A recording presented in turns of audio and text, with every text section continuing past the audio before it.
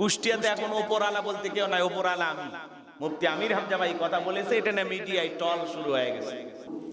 এই যে মুফতি আমির হামজা ভাই উনি বলতেছে, ছেলেপেলেকে বলতেছে এলাকায় মদের ব্যবসা কে করে, কারা কারা মাদক বিক্রি করে নাম বলো। কয় অনেক বড় বড় মাফিয়া। কয় কিসের বড় মাফিয়া? কুষ্টিয়াতে এখন ওপরওয়ালা বলতে কেউ নাই, ওপরওয়ালা আমি। মুফতি আমির হামজা ভাই কথা বলেছে, এটা না মিডিয়ায় টল শুরু হয়ে গেছে। যে মুফতি আমির হামজা কি বললো, কুষ্টিয়াতে আর কোনো ওপরওয়ালা নাই, কুষ্টিয়াতে ওপরওয়ালা বলতে আমি। এখন ওপরওয়ালা আমির হামজা এটার দ্বারা কি বুঝাইতেছে? আমরা বিভিন্ন মাহফিলে যখন ওয়াজ করতে যাই আমাদেরকে বলে হুজুর রাজনৈতিক কথা বলা যাবে না কেন? কয় ওপরের চাপ আছে। কি আমাদের কানে কানে এসে বলে না? কয় হুজুর উপরের চাপ আছে। এই উপরের চাপ বলতে কি আল্লাহর চাপ, ফেরেশতাদের চাপ না, রাজনৈতিক নেতার চাপ, প্রশাসনিক চাপ। যে হুজুর রাজনীতির কথা বলা যাবে না, এলাকায় সব দলের লোক আমরা বসবাস করি, ঝামেলা হইতে পারে, হ্যাঁ আপনিও বিপদে পড়বেন, মাহফিল কমিটি বিপদে পড়বে, অতএব নারা দেওয়ার দরকার নাই, কোরআন হাদিস অনুযায়ী কথা বলে যাই। কথা বোঝেন নাই? তো এরকম আমির হামজা এই কথা বলেছে যে ওপরওয়ালা বলতে কি, আমি যেহেতু নির্বাচিত হয়েছি এমপি, এখন সবচাইতে বড় এই কুষ্টিয়া জেলার যে আসনের সেই এমপি, তার নির্বাচনী এলাকার সবচেয়ে বড় এখন সেটা বুঝাইছে। যে ওই মাফিয়া, ওই মাদকের সম্রাট, ওর বাপ আমি। কথা কন না কেন? এটা বুঝাইছে আমি। সেটা এখন মিডিয়ায় টল করা হচ্ছে যে ওপরওয়ালা বলি। তো এগুলো নিয়ে টল কইরা সমাজের কখনো আলেমদের বিরোধিতা কইরা লাভ হবে না। সে তার ফেসবুকে পোস্ট করে বলেছে যে যত সমালোচনায় হোক আপনারা কেউ কান দেবেন না, আমি আমার কাজ চলে যাব। আমি ওপরওয়ালা বলতে ওদেরকে বুঝাইছি কিসের মাদকের গডফাদার, কিসের সম্রাট, কিসের মাফিয়া, ওদের বাপ আমি। কথা বোঝেন নাই? তো এই সমাজে এই যে ভালো কাজের জন্য চিন্তা ভাবনা করা, ছেলে পেলে নামাজ বাদ দিয়ে ক্যারাম খেলতেছে, সেখানে বলতেছে এই টেলিভিশন বন্ধ করো, ক্যারাম খেলা বন্ধ করো, তারাবি নামাজ চলতেছে, চলো নামাজে যাই। এখন টেলিভিশনে নিউজ হয়ে গেল মুফতি আমির হামজা যুবকদেরকে ক্যারাম খেলতে নিষেধ করল, যে তোমরা ক্যারাম খেলো না, টেলিভিশন দেখো না। এখন এইভাবে আলেমদেরকে তুচ্ছ তাচ্ছিল্য করি। একে তো হুজুর হয়েছে এমপি, হ্যাঁ এমনি তো টুপিওয়ালা দাড়িওয়ালা সহ্য করে না, তারপর হুজুর হয়েছে এমপি। এই জন্য কত ধরনের সমালোচনা, ওনার কথাই কথাই ভুল ধরতেছে, কথাই কথাই দোষ ধরতেছে। উনি ওপরওয়ালা বলতে কি আল্লাহ বুঝাইছে, নিজেকে কি আমির হামজা আল্লাহ দাবি করছে? আল্লাহ দাবি করে না, বললে শিরিক হবে। কিন্তু উনি বুঝাইছে যে ওপরওয়ালা বলতে সব দিক দিয়ে আমি এখন শক্তিশালী আছি। কুষ্টিয়া আপনারা আমাকে নির্বাচিত করেছেন, এখানে যা যা করা দরকার আমি করব। এখানে কোনো মাদকের গডফাদার চলবে না, নিশাদ্রব্য চলবে না, আমি এলাকাটাকে মাদক মুক্ত করব। এটা তো চাওয়া, কারণ নিশার কবলে পড়ে হাজারো পরিবার ধ্বংস। নিশার টাকার জন্য মায়ের চেন বিক্রি করে, বইয়ের গহনা বিক্রি করে, নিশার টাকার জন্য ঘরের আসবাবপত্র বিক্রি করে কত ছেলে পথের ফকির হয়ে যাচ্ছে। এই মাদকের ভয়াল থাবা থেকে সমাজকে রক্ষা করা, এটা রক্ষা করতে চাওয়া, এটা কি মুফতি আমির হামজার দোষ? হ্যাঁ, প্রত্যেকটা নেতাই তো বলতেছে যে আমরা মাদক মুক্ত সমাজ গড়ব, মাদক মুক্ত দেশ গড়ব। কয়েকদিন আগে দেখলেন না সোহরাওয়ার্দী উদ্যানে ছেলেদেরকে পিটাইলো আমাদের এতে কিনা মাসুদ আদমদিঘির ছেলে।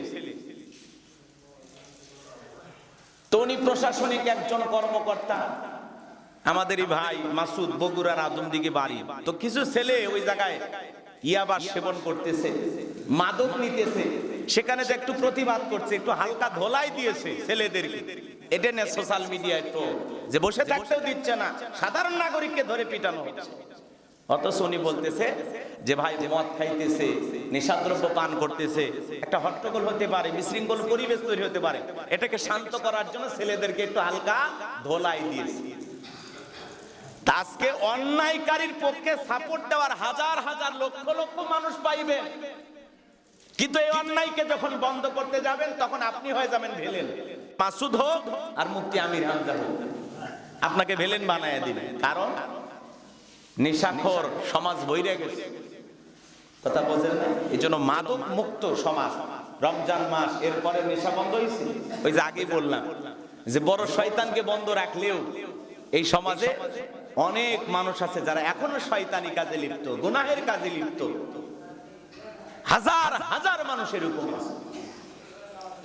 সম্মানিত হাজিরিন, আমি যে কথা বলতে চাচ্ছিলাম গভীর মনোযোগ দিয়ে কথাগুলো শুনে যাবেন।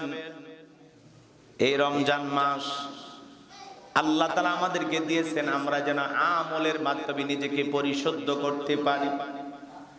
এই জন্য আল্লাহ রাব্বুল আলামিন বলেন, ইয়া আইয়ুহাল্লাযীনা আমানু কুতিবা আলাইকুমুস সিয়ামু কামা কুতিবা আলাল্লাযীনা মিন ক্বাবলিকুম লাআল্লাকুম তাত্তাকুন।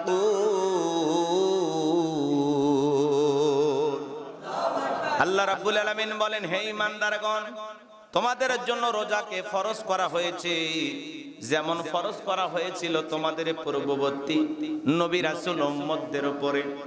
আশা করা যায় এর মাধ্যমে তোমরা যেন তাকওয়া অর্জন করতে পারো, লাআল্লাকুম তাত্তাকুন, তাকওয়া অর্জন করতে পারো, পরহেজগারিতা অর্জন করতে পারো। তাকওয়া মানে কার ভয়? জোরে বলেন, কার ভয়? সমাজের অধিকাংশ মানুষ আছে যাদের দিলের ভিতরে আল্লাহর ভয় নাই। এই জন্য গভীর মনোযোগ দিয়ে কথাগুলো শুনবেন। লাআল্লাকুম তাত্তাকুন, তোমরা যেন তাকওয়া অর্জন করতে পারো, পরহেজগারিতা অর্জন করতে পারো, খোদাভীতি অর্জন করতে পারো। আপনার দিলের ভিতরে আল্লাহর ভয় থাকা লাগবে। আমার আল্লাহ রাব্বুল আলামিন বলেন, আল্লাযীনা ইযা যুকিরাল্লাহু ওয়াজিলাত কুলুবুহুম ওয়াস-সাবিরিনা আলা মা আসাবাহুম ওয়াল মুকিমিস সালাতি ওয়া মিম্মা রাযাকনাহুম ইনফিকুন।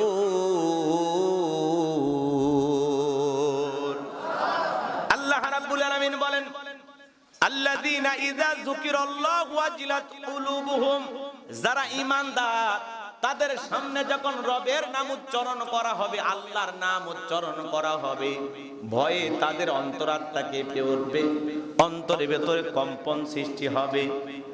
যারা ঈমানদার তাদের সামনে আল্লাহর নাম উচ্চারণ করলে তাদের অন্তরে কম্পন সৃষ্টি হবে, তাদের অন্তরটা আল্লাহর ভয়ে কেঁপে উঠবে। যাদের অন্তরে আল্লাহর ভয় আছে, যাদের অন্তরে আল্লাহর ভয় আছে, এই ভয়টার নামই হলো তাকওয়া, খোদাভীতি।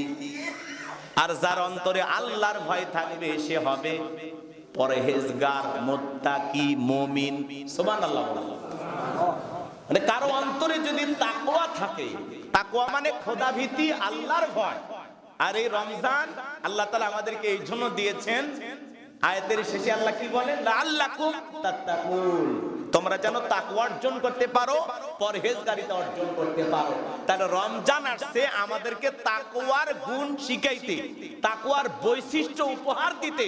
রমজান আসছে আপনাকে আমাকে পরহেজগার বানাইতে, মুত্তাকি বানাইতে, আল্লাহর খাঁটি প্রিয় গোলাম বানানোর জন্য ট্রেনিং হিসাবে, প্রশিক্ষণ হিসাবে আল্লাহ দিয়েছেন রমজান মাস। বলুন আল্লাহু আকবার।